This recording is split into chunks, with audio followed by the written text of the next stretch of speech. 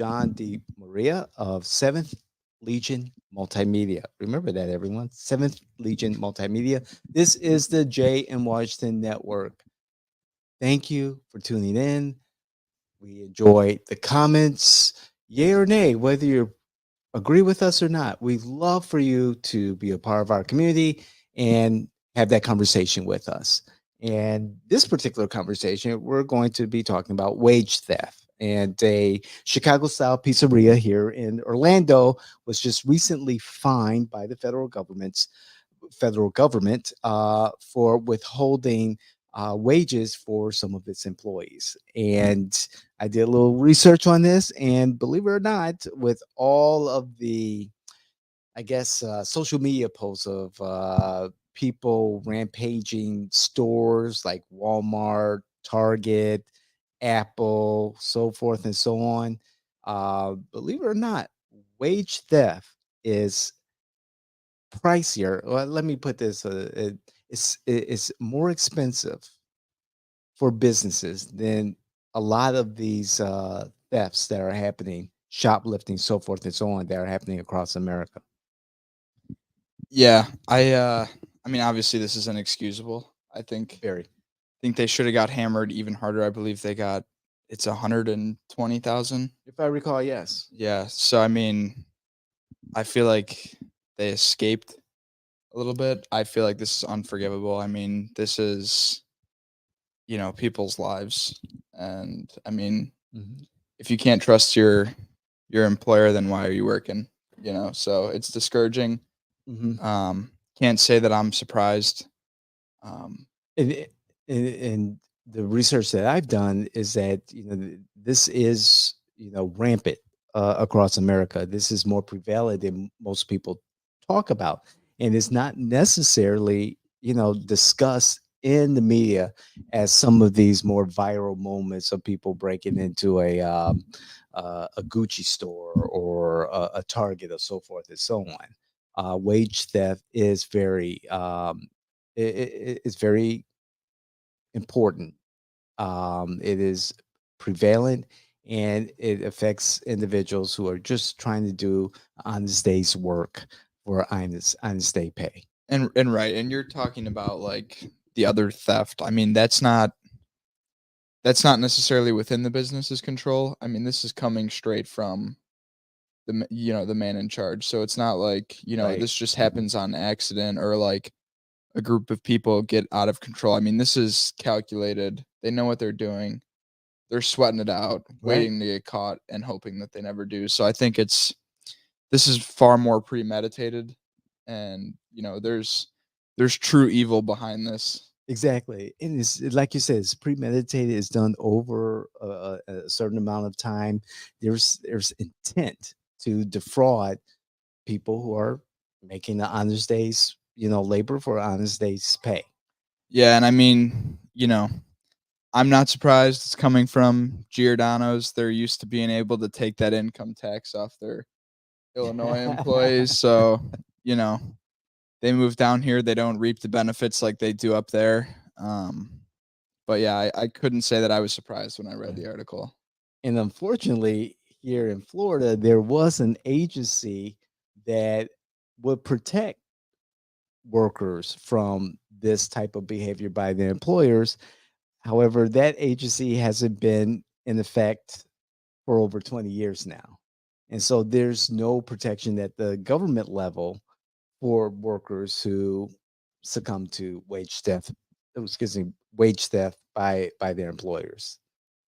Yeah, I mean, I don't know.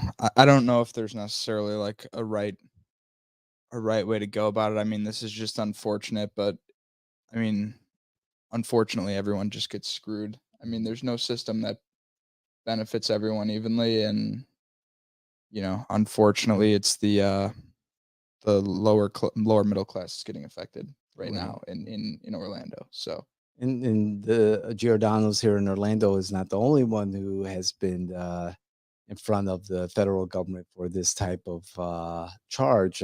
Orlando Health also had workers working off the clock, withholding overtime pay, and they faced sanctions by the federal government for this. And so, for an economy here in Florida that is largely based on hospitality and the hotel industry, the service industry, this really hits people hard in their pocketbooks because they really don't make that much money here in Florida. Yeah, and at least at least we see Florida stepping up to to combat it, where they can, like that's two examples where they've, you know, fought for the little guy. I hope that there are more instances where that's the case. Unfortunately, I would say 99.9% of it goes unanswered, Mhm, and it's what we know about across the board is less than mhm. what is actually occurring. So Now, whether this makes the case for more unions or collective bargaining actions by employees of the service industry, whether it's Orlando Health, whether it's Giordano's, that's a different story. I'm not too sure how the unions play into this. If they contacted workers at Giordano's, it is a small business, but Orlando Health, for instance, that would be ideal for the unions to talk to those workers and say, hey, maybe it's time that you all collectively get together, sit down with management, and protect your rights.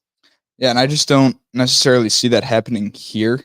Yeah, I don't think Florida is very friendly to unions. it's a right to work Um, state. That's correct. so I don't see it going that way. I see it being more of like a case by case, like somebody's going to have to step in to Mhm. say, you know what, this isn't right. And hopefully, like the people that this is affecting, I hope that they're being overcompensated rather than undercompensated. I think, if somebody had 10 grand worth of wages withheld from them, I hope that they're getting 15. But unfortunately, Yeah, I don't think that's the way it'll probably happen. I So, I uh, tend to agree with you on that point. 10 grand alone is a hard hit to the pocketbook. And if you're working for a pizzeria or a hospital organization like Orlando Health, uh, it, that type of money goes a long way here in Florida, or it doesn't, depending on your situation. But that's a hard hit, and that's a pretty sad situation that an employer would withhold that type of money. 120,000 seems, like I said earlier, like it's light. You know, I Mhm. find it very hard to believe that that's all that they're being forced to cough up. Right. Had a little accident over there. I think everything's okay. But you know, maybe this is legislation that either side of the political aisle can introduce in the state legislature, seeing that there's no regulatory agency in Florida government to protect workers, laborers from this type of criminal activity. Maybe one of the Democrats will introduce this type of legislation since there is not a agency that has been in um, established or effective to address this particular issue for the last 20 years. In your opinion, what do you think it would take for an agency like that to be reestablished in a Ooh. predominantly Republican state? Again, with the status of the Democrats being a super minority, the opportunity for something like this to get bipartisan support is pretty much slim to none. It's unfortunate. Um, However, that should not stop Democrats, their allies, and like-minded Republicans from presenting that type of legislation and see at least present it and stand by it and be vocal about your support for it and see how far it goes in the legislature.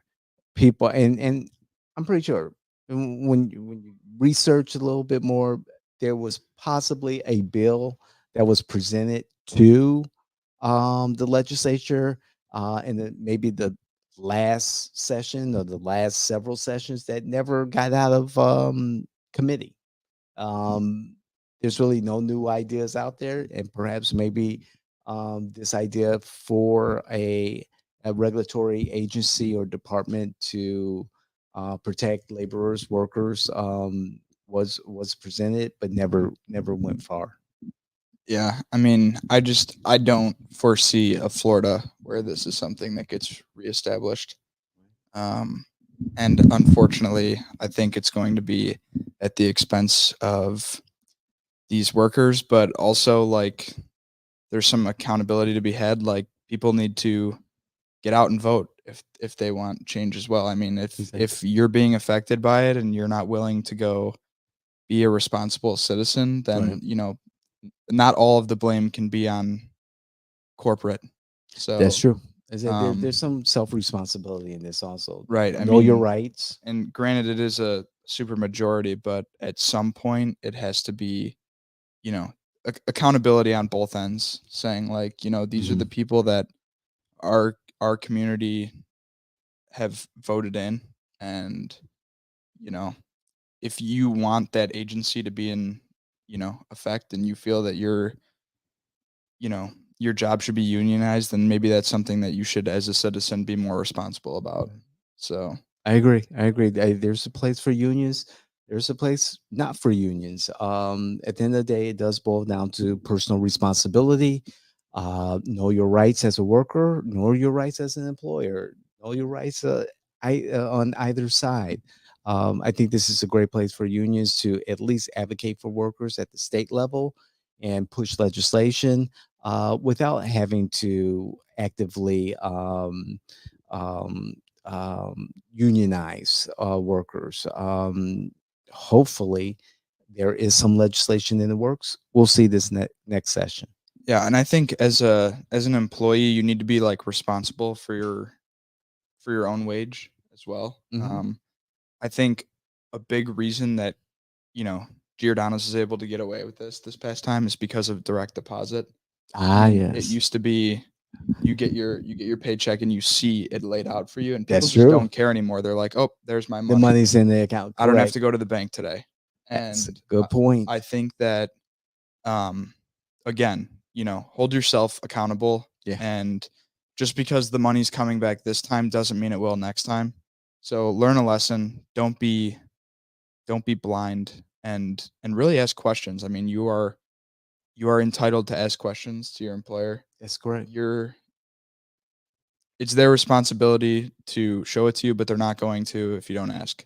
Right. So, Protect yourself at all times. yeah, I mean, no one's gonna volunteer to protect you. So you need to be at least, somewhat responsible Right. for your own chips. It's your labor. It's your money. Agreed. Final. Just do your best to be responsible, and don't let people take advantage of you.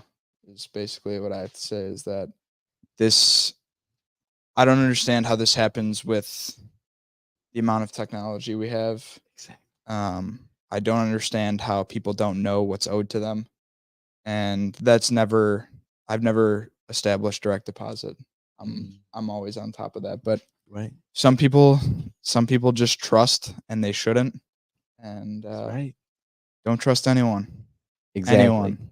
You have to look after your own best interests, your own best interests of your family, of your livelihood. And I remember before there was direct deposit, get that paycheck, I would be checking the top portion of the paycheck that it was attached to. What taxes were being taken out of my health insurance, my state taxes, my union dues. And when we went to direct deposit, I always made sure that I pull up the receipt, I guess, and I will download it and print it out. And I had a folder of all my receipts of my deposits and make sure that, you know, the union dues were taken out was the right amount. The taxes that were taken out were the right amount. I had it down to a percentage, how much of my paycheck what percentage was taken out, and that it was consistent across the board every month, every week. Yeah, it's like when you check out of the hospital and you ask what the fees are for, Hmm. suddenly your bill shrinks. I think you need to, you know, ask questions Oh yes, and understand where your money is going. And if it's not working for you, then who is it working for? bingo. So that's pretty much my final word. Don't trust anyone. Don't trust, you know, don't trust the government. Don't trust politicians. Don't trust your neighbor. Yeah, America, basically. You can trust us to deliver quality content every week, almost every day. We've got You Can't Make This Shit Up, our flagship podcast. We have the Morning Constitution. We have the David Washington Show. We have Countertop Politics and everything in between. So please comment. We love for you to comment, be a part of our community, like, share, hit the notification button. Dan, John, Kellen earlier, Kendall earlier on our other shows. We love you. Please check us out. We'll see you the next time.